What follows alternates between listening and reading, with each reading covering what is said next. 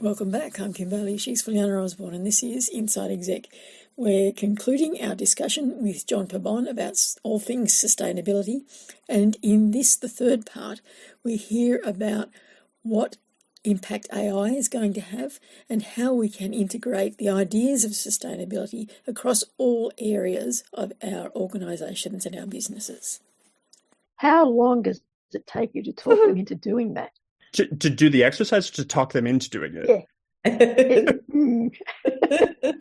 It's a months-long process. So sitting down and being dedicated to just one company, for example, it could take 6 months to 8 months. But that, like I said, it sets the foundation for everything else. Yeah. And I'll use the Chanel example again. It set the foundation for the work they've done with more sustainable packaging. So sort of leading the fashion houses in sustainable packaging, in sustainable transport and logistics, in women's rights and women's engagement, in gender equality and equity across their organization, equal pay. So it's not as if it was a useless 8 months and a useless waste of time and money. It set the foundation of what they were focusing on. And that way they could really look at the most material issues, the 4 or 5 things that they could focus on and make a massive impact in, versus trying to boil the ocean. I hate that I just said that. Yeah. Boil the ocean and trying to do 100 different things and accomplishing nothing, because until you know what's most important to your stakeholders, you're just sort of floating around trying to accomplish everything. And, the old adage, you try to do everything, you end up accomplishing nothing. So a critical, if not the most critical part of any sustainability journey is engaging the stakeholders from the outset. In terms of the time that we are in at the moment, we've had just over 12 months since we talked to you last time. So really we were still in recovery mode from lockdowns and being separate in all of our entities. Is now the time, you're going to say yes anyway, are we in a corporate sense at a point now where to future-proof our organisations, we should be looking at an exercise like that, because we've got so much more information, because we know we need to change, because our organisations have changed and can't go back to the way they were? Is now the time where organisations should be thinking about that in terms of future-proofing themselves?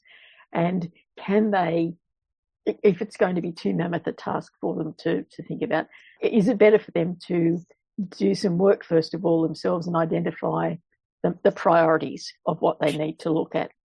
Absolutely. There's never a wrong time to try to streamline your operations. The best time was yesterday. The second best time is now. So I think when it comes to really identifying what is most priority or material for a business, it doesn't matter if it is a large multinational corporation with a blue chip 100-year history, or it is a small organization that's just gotten started. Having that your house in order is never going to be a bad thing. And when I talk about these materiality analyses that I've done, it's not just massive conglomerates. I've also found that smaller startups have found so much value in doing them, because they can, again, get their house in order, but they're approaching it slightly differently. They know that eventually as a startup, they want to sell their company in 5 or 6 years' time. And then investors are looking at making sure they know what is most important to the business. We talk about it through the lens of sustainability, but at the end of the day, it is operational. So sustainability now in a corporate sense is it's so loaded, such a loaded term, but it filters down throughout every little part of a business. There's nothing within a business that doesn't somehow relate to sustainability. So in the future, we're probably not even going to use that term anymore, because now it's dispersed throughout an organization. So you do an exercise like this and we label it sustainability on the surface, but at the end of the day, it's improving your operations and looking at full scope, everything going on from the wages you're paying your workers all the way through to what your suppliers are doing in your third tier. So absolutely beneficial for organizations of all sizes, especially coming out of the pandemic and how stakeholder needs are changing so much and have changed so much. Getting a hold of that and not just doing it once and letting it be static. I'm talking about doing it, if you have the means to do it, once a year, because that's how fast stakeholder needs are changing, and you need to be really on the front foot when it comes to that. So we've talked about that side of things. You mentioned AI. We're going to ask you about it. It's obviously an emerging stakeholder. Let's use the words. Is there a way for organisations to use it in this environment? I haven't come across a way to use AI in the sustainability space from a governance perspective just yet. But the Okay. way I sort of, and because the technology is not there, but the way I see Yep. it evolving and the way it could potentially do so in the future in a meaningful way, not like we Yep. talked about with stakeholders, but meaningfully, is to be able to mine data from your company as long as you're recording Yeah. it so that you can improve your levels of transparency, so that you can, for example, have, I don't know, a site people go to that they can just type in a few search questions and it comes up with all the information they're looking for. So increased levels of transparency. There's certainly ways to use AI to prevent greenwashing, I think is a potential thing coming into the future. Like in university, I remember there were things that teachers would put your essays through to make sure you didn't plagiarize. The same sort of thing with greenwashing. Yep. So those Yeah. are some directions that it could potentially do. Transport and logistics, absolutely. So moving away from governance, looking more at that part of sustainability, improving, how bad your emissions are on your trucks if you're a delivery company, improving. And I know companies do this already, and I'm sure they're using AI to really capitalize on it. But UPS, the delivery company, is a great example where in Hong Kong, they'll use computer technology to make sure the routes are as energy efficient and have the least environmental impact as possible. So those sort of things are happening. And then I know that as well in the factory setting, there's already been programs that have existed for at least a decade that will look at and essentially scan a factory floor to see if there's any inefficiencies in the way things are set up, to look for any potential hazards that are on the factory floor. So these things exist, but I'm sure with AI, it's just going to be souped up and made much better.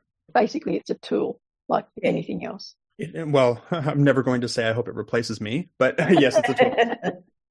I don't think it'll replace consultants just yet. Let's see. It won't. It's not designed to replace us. It's designed to Help take us. away the things that we don't want to do, we can't do, we didn't have the power to do before. We It's use interesting in the sense of automation as well. When we look at it from the factory perspective, we think AI, we think Chat GPT, but we've been automating things for a very long time. I spent a large part of my career, 10 years, working and living in China, and a lot of that was inside factories. You go inside a factory and people have preconceived notions of a factory in China being this noisy place with tens of thousands of workers. It's messy, it's dirty, and yes, those exist. But for a fast-moving consumer goods company, a multinational company, that's not what a factory is like. You go in, super quiet. It's just computers running everything. People are still there because there are functions that a human still has to do. But by and large, computers have kind of taken over the place. And that's an early form of automation. It's not Chat GPT, but it is the use of technology to not only make things easier for the company, but because of that, people are now in probably higher paying jobs, a little bit more high skilled jobs. So the entire workforce has had to have been upskilled so a computer can take over. So it's not as if it's taking over and everybody's out of a job. We need to be able to, what we call have a just transition, where as technology improves, humanity needs to improve along with it. It can't be computers are taking over and the rest of us are sitting around idle, not making money. I was thinking about, I'm not very technically savvy, but with AI, I thought what I would do if I wanted to know more about greenwashing, I will just use the AI, because what it does in my head, it'll go and look at everything that's there about greenwashing, including your book, and just make my lazy way getting it to me in a way that I don't have to go and do search engines and copy and paste and that sort of stuff. So in that sense, and I could be even more specific, which aspect I want. What am I looking for exactly? Exactly right. Absolutely. So instead of, like we said earlier, going to the shelf and having to type into Google and look through news, just put it all in one fell swoop, and just so you have all the information at your fingertips. Absolutely. So for those of us who want to go back and just go old school and actually read books rather than ask some. I mean, I have a book fetish, as you can see. Yeah. Behind me. It's the worst part about moving overseas is taking the books with me. Yes. I'm interested in your books. To my mind, and I'm probably going just on titles alone, is that if I was new to trying to understand all of this that's being thrown at me, I read The Great Greenwashing first, and then I go to your first book to get the practical tip? I think that's a good way to do it. Actually, I was going to suggest the other way, but no, I think you're spot on, because the real pressing need is the greenwashing, because that's happening, sort of front and center, and it's impacting people day by day. My first book, Sustainability for the Rest of Us, is less these are the specific things you need to do to be a good, sustainable person. And I approach it more psychologically, I suppose, for lack of a better phrase. So getting people to think and change behavior on a big scale versus recycle more, or, don't take a plane, stuff like that. Stuff I assume people are already doing. Is it too early to ask you, is there a book 3? I've thought about it, yes. And the funny thing about being an author, and I'm a consultant first and foremost, and an author second, because nobody makes a living being an author. Once you're in the author rat race, you have to keep making books, and nobody tells you that when you start. So there is a third floating around in my head, and it's going to be, and I don't know how this is going to be framed because it's such a loaded, difficult topic to present. It's around doomism. So the title, I already have it in my head, is Okay, Doomer. And the book is around, since we're talking about boomers earlier, so the book is around countering the green scamming that's happening around, how we're essentially all screwed. Yeah, we're not in a great position right now, but at the end of the day, I'm more on the realistic, optimistic side, where we can still make a difference. Don't sit back and say, there's no need to do anything because, there's no impact that can be had. So countering all these narratives, and that fits nicely into the greenwashing narrative as well, because this is squarely greenwashing. So that's the third one, if I have the energy to do one, which, as I say that, of course I will, because, yeah, that's right. If it's in my mind, it's going to happen. It's got to get out of your mind. That's it. Yes. It'll just, it'll irk me until it's done. Yeah. Interesting that just as you were talking, I'm looking down at my notes, and I've got sectioned off in one area, pragmatic altruist. So this is the perfect time to just throw that into the conversation. I mean, I could do a whole guidebook on being a pragmatic altruist. I suppose that's another opportunity or option. It's book 4. Oh, no. God. I'll have to give you two a dedication at the front of these books for inspiring me or forcing me to do it. Pragmatic altruism is absolutely. You have not worked with Fulyana if you don't understand that she will force you to do it. I'll just keep being very, very enthusiastic and interested until you get sick of me, and then you do it. Well, you know what? Sometimes people need that, especially authors. It's like running a marathon, right? So you need the people on the sidelines cheering you on. It's the perfect person to have on your team. Just make it happen. Just make it happen.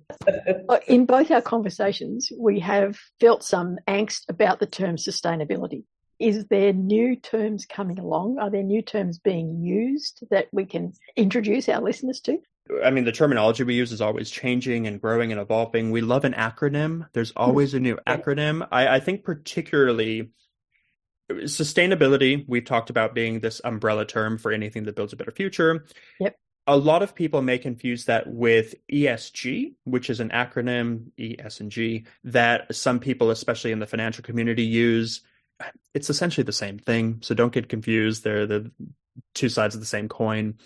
But if I think about greenwashing, this is where I have a particular bugbear around new terminology, because it seems to be proliferating, because greenwashing is kind of at the forefront of the sustainability movement. So when I was doing research for the book, I looked through, and there must have been a dozen different types of greenwashing.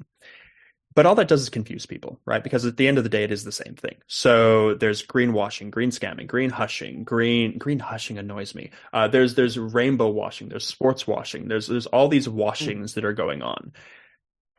Just make it simple. Like I'm very much of the view, keep it simple, stupid. So keep it just a single term, greenwashing, and any of these other terms that are sort of tangential to that.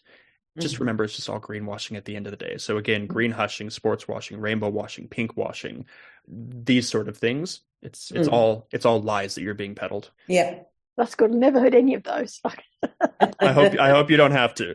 Yeah. We do it to ourselves, and I say this all the time. Is Sustainability professionals are terrible at communications. We have been from the very beginning. It's been our massive, our biggest barrier in terms of getting people to actually act and do things is our lack of strategically minded communications. If we think about the traditional message of sustainability, it's the polar bear on the melting ice cap. It's the Mad Max future with leather jackets and motorbikes. Mhm. It's the burnt out hellscape of an Earth that you sort of sit back and go, well, what am I supposed to do with that? Like that's not the message we want to be pushing to people, which is why I think this book on doomism is probably the right time because people have kind of given up because if that's the communication that we're being peddled, I'm Yeah. one of 10 billion people. I'm not going to make any difference to stop that. So I try to, at least in the way I approach this and the way I approach my writing and my presentation, is to make it as approachable as possible. For anybody who hasn't read my books, I write like I talk. Which is sometimes laced with profanity, but it's approachable and it's honest and Yes. it's not put in an ivory tower. It's Better. clear. The communication is clear, and that's what's important. In a global sense, do we have countries, have we talked last time about countries that are leading the way? I'll preface it all by saying we're all on the same rock. So we do all share the impact of one versus another. And I know a lot of people like to point fingers at particular countries, especially in the developing world, as being the bad countries or the most polluting countries. But it's a holistic system, right? So China may be highly polluting, but they're highly polluting because somebody in Los Angeles is asking for an iPhone that has to be produced. So it's not as if we can point fingers. I did a post on TikTok the other day talking about Australia's gas policy that was just introduced. People were basically saying, well, as long as we offshore it to another country in Asia, then it doesn't count towards our emissions. And I just thought that's not how you look at that. That's not how it works. Like just because Australia's emissions look good and the other countries look bad doesn't mean you've won. We've all lost. It's hard to point fingers, but if you look at the numbers quantitatively, we know there are countries, particularly in the developing world, that are struggling a little bit in terms of improving their performance. China's done a very good job, at least during the time I was living there up through right before COVID, in terms of turning the country around and sort of becoming a green leader, doing investment into green innovation, technology. They've taken their foot off the gas a little bit over the past few years. Their economy is struggling a bit more than it ever has before. So sustainability, unfortunately, has kind of fallen down the list of to-dos. And in my conversations with other sustainability professionals, other corporate leaders, unfortunately, sustainability has also fallen down a bit in terms of priorities, given everything going on in the world, economics, geopolitics. Sustainability is back down at the bottom of the list, which is unfortunate. So, long answer to your short question, there's plenty of room for people and countries to be doing more. Just in that, is there then an opportunity for us to push sustainability as part of those other things that have taken over priority? So not looking at it in isolation. Does it need now to be integrated much the same way as we have done with equality of employment and health and safety in the workplace? Some of the other things that we know that were separate for a long time. And Fulyana and I work in the construction industry, and so we had someone who was employed as the equal opportunity officer. Yep. And Fulyana worked in health and safety for a long time as well, and industrial relations, and all of that now seems to be integrated into all decisions that get made. So how do we start pushing that sustainability element into every decision that gets made rather than a separate topic? Yeah, and those are great examples because when we talked earlier about how sustainability is now filtered out throughout every part of an operation, things like DEI, diversity, equity, inclusion. I won't use acronyms. Bad sustainability communications person. Diversity, equity, inclusion, health and safety, wellness, things like the gender pay gap. These originally sat squarely within the realm of social sustainability. So we took those. They're ours, right? Originally, but they've become their own things within an organization that now they don't necessarily in people's minds sit within sustainability, even though again we would claim them because they've been integrated into a business. And that's what we want to see with everything that we do. I don't want to be calling myself a sustainability professional in 10 years. I just want to be a consultant, right? Because it needs to be embedded in all parts of the business. Because if you're talking about labor standards, or you're talking about your recycling program, or you're talking about water usage, all these things are within the realm of sustainability, but they're also within the realm of business. So we need more thinking like the way we've integrated DEI into just conversations as business conversations, not sustainable business conversations. We need to see more of that. And that also includes the issues of geopolitics and economics globally, because that impacts a business. But from a sustainability perspective, we're also looking at how that ties into a wide range of issues. So we need to stop the keeping sustainability as a entirely separate thing. And I think when that happens, it will no longer be able to fall to the bottom of the list because it will be dispersed throughout the list. So it then becomes a responsibility of everyone who is making those decisions, regardless of what their area of specialty is. Absolutely. That just becomes part of the consideration. So they're doing a project plan that they know they've got to look at the financial side of it. They've got to look at health and safety. They've got to look at the resourcing. They've got to look at, we need another word for sustainable. And it's not that they would then, they see this list of things that need to be done and they pitch it to the sustainability person to handle. No. And we've seen that parse out through a lot of businesses that are a little more seasoned on their sustainability journey, where there was a big move, in the not so recent past, of having a chief sustainability officer sitting at the C-suite level or one step below. And people have kind of gotten off of that because they realize, there's no need to have an executive doing that because all the individual unit heads are now doing these pieces of sustainability. So why have an executive? Have somebody monitoring to make sure it's getting done, sure, but we've dispersed it throughout the organization. So there's no need for that one person to be the be all and end all of getting these things done. To my mind, then it comes into risk assessment. So it should be part of what you're doing when you're doing a risk assessment. So is that the easy entry level for it to start being? The conversations I have with those that are just starting their journey or thinking about starting their journey is from a risk perspective, because at the end of the day, everything we do is risk management. It's reputational risk, it's environmental risk, because if there's no planet, you can't do business and make money. If you killed all your consumers, they're not going to buy your stuff. So it's all risk at the end of the day. I was thinking exactly the same thing, thinking that's where it should be, as well as that then everything is in that bucket is auditable. Anyway, then you've got your audit. So when we talk about people issues or people strategies, are we doing what we said we're going to do? And that's auditable. We do the same with the environment.